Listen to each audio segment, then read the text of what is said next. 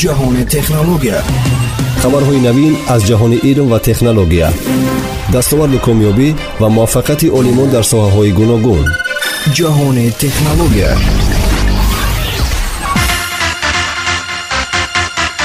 салом шунавандагони азиз, дӯстдорон ва роғибони илму фанноварӣ. барномаи ҷаҳони технологияро бо ҷадидтарин ихтироот пешниҳоди шумо мекунем. бо мо бошед.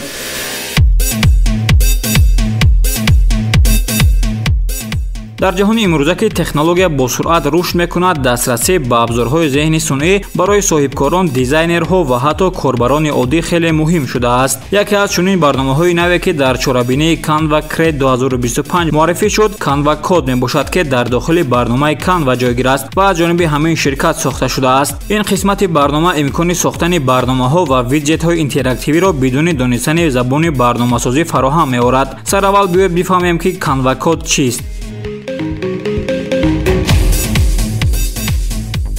Canva Code ин як қисми барномаи Canva аст ки бо зеҳни сунъӣ кор мекунад ва ба шумо имкон медиҳад бо навиштани якчанд ҷумла барнома ё бозии дилхоҳи худро созед. масалан, агар шумо хоҳед ки барои саҳифаҳои интернетии худ дар Google ва дигар сомонаҳо тарҳ ё дизайни шахсии худро сохта бошед, пас бо навиштани чанд ҷумла Canva Code баҳри шумо тарҳи зебо ва ҷолиберо пешниҳод мекунад. шумо метавонед ин тарҳро дар дилхоҳ сомонаи худ ҷойгир кунед.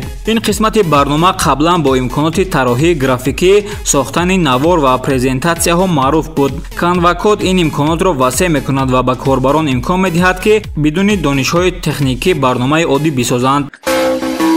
барномаи ҷаҳони технология.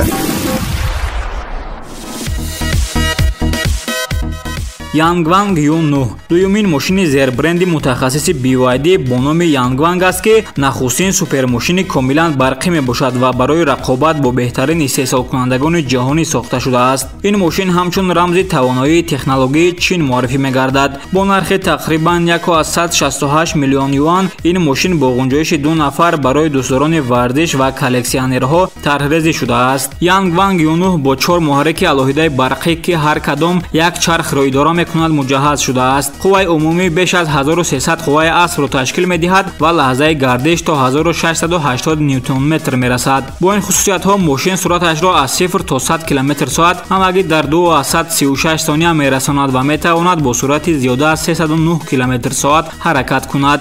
Yangwang Yu9 бар платформаи E4 ва системаи пешрафтаи боздорандаи DCUX бунёд ёфтааст. ин система ба мошин имкон медиҳад ки аз ҷои ист биҷаҳад ва монеаҳоро убур намояд. мошин метавонад чарх бизанад ва рақс кунад ки онро ба як намоиши аслии технологӣ мубаддал месозад.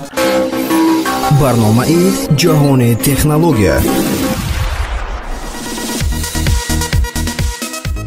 ширкати Lenovo рӯзи 14 майи соли 2025 айнакҳои зеҳнии худро бо номи Lego Fighter G1 муаррифӣ кард. ин айнакҳо бо процессорҳои Snapdragon R1 Gen 1 аз ширкати Qualcomm муҷаҳҳаз шудаанд ва дорои қобилиятҳои пешрафтаи зеҳни сунъӣ мебошанд. онҳо на танҳо як лавозимоти зебоӣ, балки як абзори қавӣ барои кор, фароғат ва муносибат бо муҳити атрофро сохтаанд. биёед ба таври равшан бубинем ки ин айнакҳо чистанд ва барои чӣ сохта шудаанд. Lego Fighter G1 айнакҳои зеҳнии ширкати Lenovo мебошанд ки таҳти бренди Lego таҳия шудаанд. бренде ки ба технологияҳои муассир истеъмолӣ равона шудааст. ба назар ин айнакҳо мисли айнакҳои маъмулӣ менамоянд, вале қобилиятҳои онҳо хеле фаротар аз инҳоянд. айнакҳо бо зеҳни сунъӣ кор мекунанд ва ба шумо имкон медиҳанд видео ба навор гиред, пахши мустақим гузаронед, инчунин матнҳо ва овозҳоро ба дилхоҳ забон тарҷума кунед.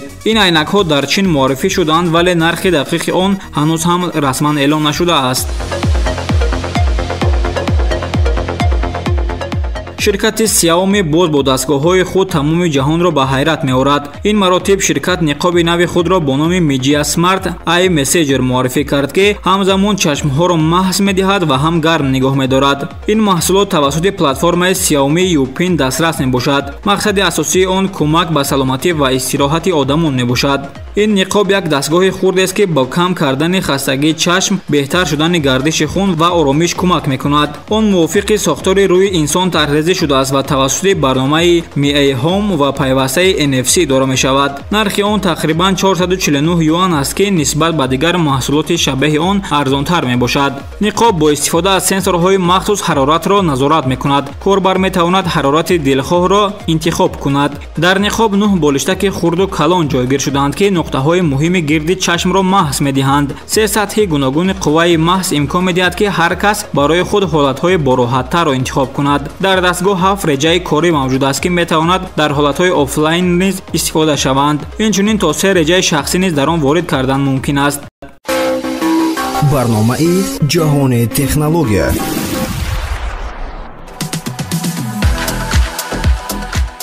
намоишгоҳи байналмилалии чин Canton Fair ки яке аз калонтарин маконҳои савдои технология дар ҷаҳон боқӣ монда, ҳазорон ширкат ва харидорро аз тамоми гӯшаҳои ҷаҳон ба худ ҷалб мекунад. дар 137-умин намоишгоҳи Canton Fair ки аз 15 то 19 апрели соли 2025 дар шаҳри Гуанчжоу дар маркази намоишгоҳи Peugeot баргузор шуд, ширкати Alfa Robotics бо намоиши навтарин дастовардҳои худ дар соҳаи роботсозӣ дурахшид. имсол бори аввал дар намоишгоҳ бахши махсус барои роботҳои хидматрасон ҷудо карда шуд ва Alfa Robotics яке аз муштариёни калидии он буд.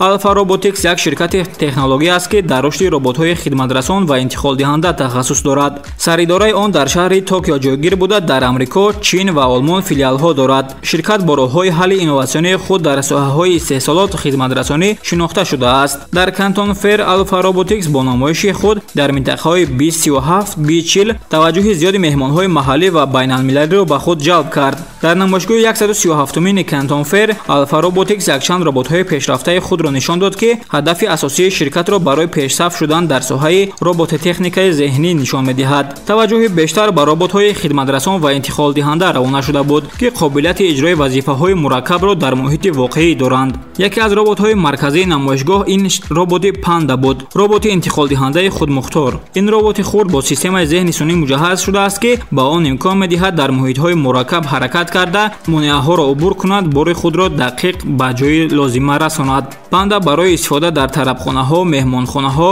анборҳо ва корхонаҳо пешбинӣ шудааст. дар намоишгоҳ меҳмонон шоҳиди он шуданд ки чӣ тавр Panda бо эътимод дар толори серодам ҳаракат карда ашёҳоро интиқол медиҳад ва ин саҳна боиси тааҷҷуб ва шавқи зиёд шуд. ширкат ҳамчунин ду роботи посбонро муаррифӣ намуд ки дар бахши нави роботҳои хидматрасон ҷой дода шуд.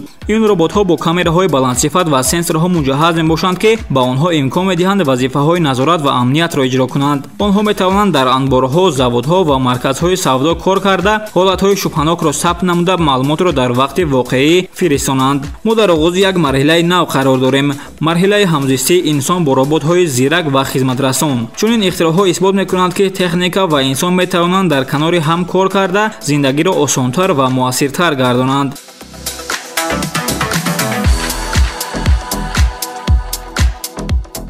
шунавандагони азиз, инҳо буданд он ҳама ихтироъоте ки мо барои шумо ҷамъоварӣ карда пешниҳод намудем.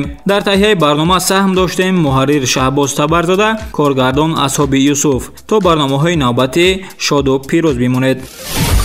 ҷаҳони технология. хабарҳои навин аз ҷаҳони илм ва технология, дастоварду комёбӣ ва муваффақияти олимон дар соҳаҳои гуногун.